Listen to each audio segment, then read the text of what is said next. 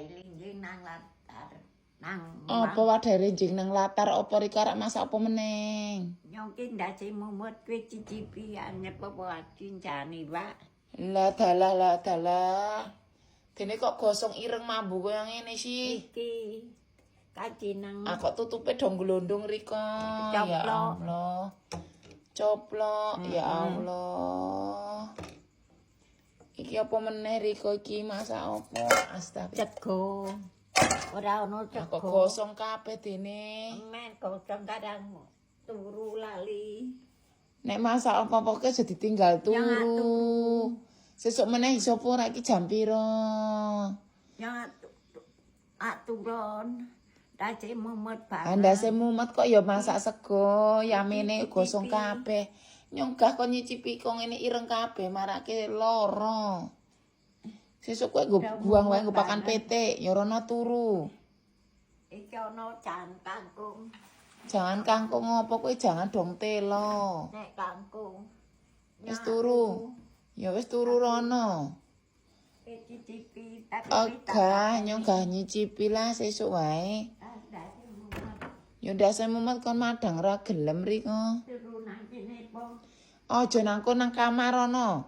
Kene Ya. tadi mumet. Ya ndase mumet turu nang apa yamene masak-masak jangan masak-masak sego nganggo wajan tobat. Lah wetenge ngele madang malam. Anang apa tak kei madang riko ora gelem wingi. Patune gawe tunggu beras. Apa sing sepatu apa meneng? Gawe jimat. Ora wayangan ono seranane. Sopo sing arek wayangan apa sing anggo jimat meneng?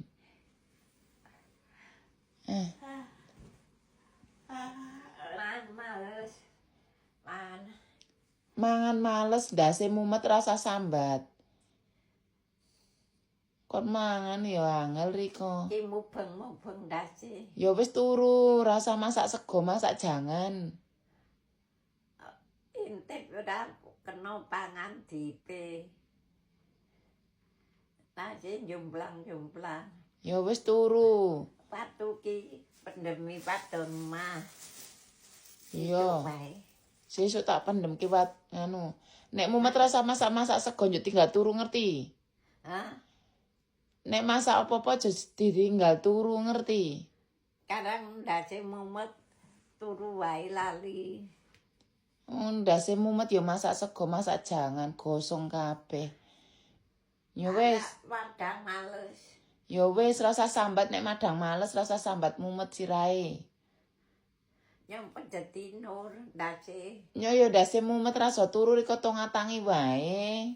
Ya wis. Mangan canane. Ya wis turu ya.